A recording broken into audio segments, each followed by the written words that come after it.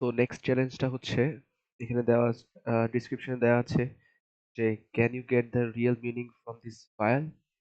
So let's see what is in this file. Okay, and flag notepad দিয়ে open করে দেখি।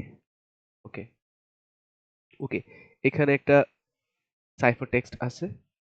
তো এটা দেখে যা বোঝা যাচ্ছে, লাস্টের দুইটা ইকুয়ালস টু দেখে আমরা বোঝা যাচ্ছে যে সেটা একটা প্যাডিং ইউজ করছে। সো লাস্টের দুইটা ইকুয়ালস টু দিয়ে প্যাড করা মানে হচ্ছে আমরা ধরে নিতে পারি এটা বেস 64 এ এনকোড করা।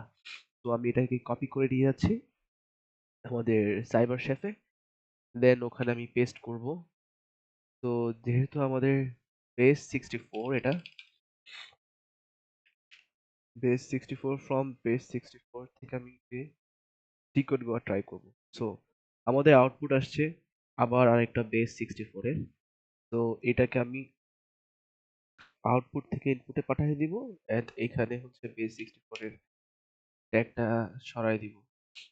তো এটা আরেকটা বেস 64, এন্ড এটাকে যখন আমি আবার বেস 64 এ ডিক্রিপ্ট করছি, তখন আমি এই সাইফার টেক্সটটা পেলাম।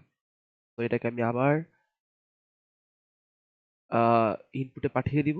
তো এখন যে আউটপুটটা পাচ্ছি সেটা কিন্তু আমাদের বেস 64 এর আউটপুটটা বা কোনো সাইফার টেক্সট না। তো এটাকে এবার হচ্ছে আমরা ক্যান্সেল আউট করে দিব, এন্ড দেন আমরা এখন ট্রাই করব হচ্ছে এখানে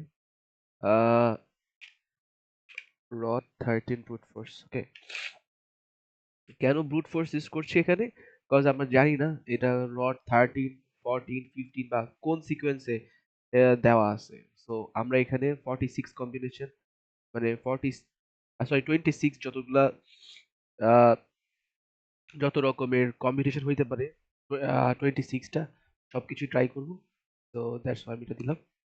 সো আমি এখানে প্রত্যেকটা অ্যাটেম্প্ট দেখতে পাচ্ছি। তো এটা যদি ভালো করে অ্যানালাইজ করি, তাহলে আমরা এখানে আমাদের ফ্ল্যাগটা পেয়ে যাওয়ার কথা। আহ, এই তো পিকো সিটিএফ সিজার।